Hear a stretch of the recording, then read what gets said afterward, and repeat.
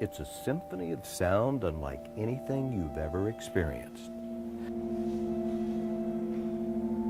You're immersed in a chorus of ethereal tones that come from all directions, rising and falling, blending and constantly changing.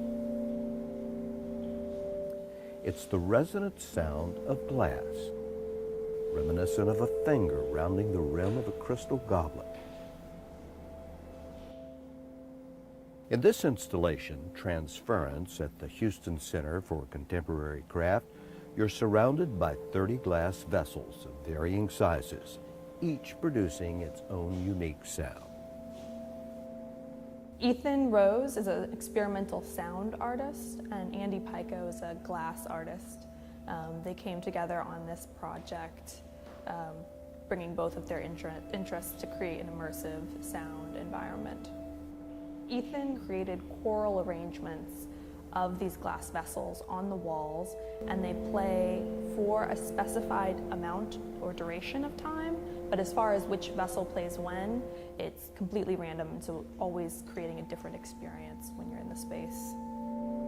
The Craft Center is one of only a handful of institutions in the country where you can experience the art of craft at this level. It really has to be good, high quality work that's going to engage the visitors and create a really great experience for them to not only learn, but to appreciate and to get a better understanding of what craft can be. The Craft Center is constantly breaking new artistic ground, exploring contemporary craft at its highest level.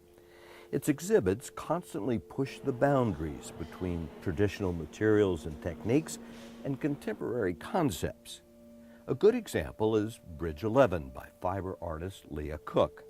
Using a digital version of the historic Jacquard loom, she's recreated photographic portraits using threads as pixels. Bridges 11, Leah Cook, reaches the goal of us presenting contemporary craft at its highest level. The work crosses the boundaries between traditional materials, fiber, traditional techniques, tapestry and weaving, and modern digital imagery. Contemporary craft is about the process, the techniques. They are rooted in generations of history. Historically, everyone in a village made something. Everyone was a craft artist, and the objects were functional, the things that they created.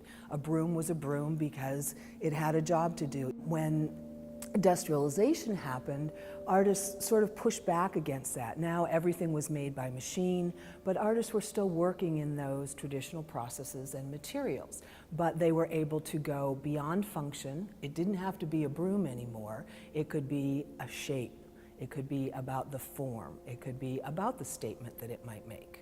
Where they are going with commentary or socio-political statements is the contemporary piece of it. I'm interested in how a person like myself, who's a maker of things out of clay, how you sort of survive and grow and evolve in the digital age. John Zimmerman is an assistant professor of fine arts at the University of New Mexico. He took a 12-month leave of absence to become one of 6 artists-in-residence at the Houston Center for Contemporary Craft. I started with the arrowhead mostly because it's the most easily recognizable stone tool. So I'm taking this very ancient, historic, iconic image and then combining that with some contemporary imagery or contemporary handling of material or color patterns or whatever it is, and trying to create some connection between those two things, those two really different things. One of the things that makes the Center for Contemporary Craft here truly unique is our Artist in Residence program. It's living and working, breathing artists right here on site. So when the visitor comes in, they can talk with an artist who is working there right in front of them.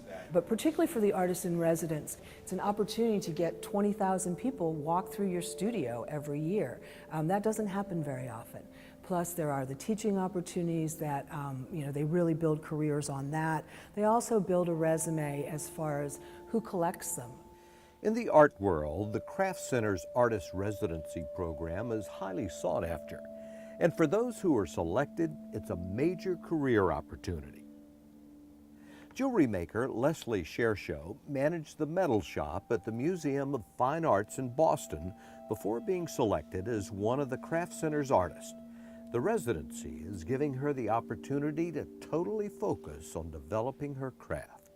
Before, I only had a couple days a week to actually work on my jewelry, and I felt really rushed. You know, jewelry is really time consuming, so it was really hard to even get anything done, because the moment that I started working, I felt like I had to pack up and go. So it's really great for me to actually have like a full day's work, making this sort of like a full-time job for a little while. Nathan Dube is a metalsmith whose work, like this presentation set of matched spitball shooters, explores the relationship between childhood play and aggression and masculinity. Like all of the artists, Nathan's studio is open to the public. He sees the interaction with visitors as one of the most beneficial aspects of the residency. We get those unique conversations with people who haven't seen what we're doing before, so you get that unique perspective every time somebody walks in the door at how effectively you're communicating with your work, or things that you may not have thought of in your work that are there for someone else. I have to be able to teach people about this as a craft and an art form. Dr. Paula Heyman put her psychology practice on hold to accept a residency at the Craft Center and focus on wood turning. She believes the interaction with the public is helping her define and develop her new art career. So for me, it's really about how do I explain what I do. That's been a great help in terms of solidifying how I think about my art, how I think about what I do, how I think about how I want to proceed in terms of expressing what I do. When the visitor comes in, they see world-class exhibitions like this. They can go into our retail gallery, and there you can actually touch work, feel the textures, feel the artist's hand that went into making those things. Going into the artist in residence studio certainly brings that full circle, because there someone will explain to you how these things came to be. If you happen to come and there is a workshop or the Hands-on Houston activities or demonstrations, you can get your hands in it. So it's a really holistic experience for the visitor to see creative expression in action.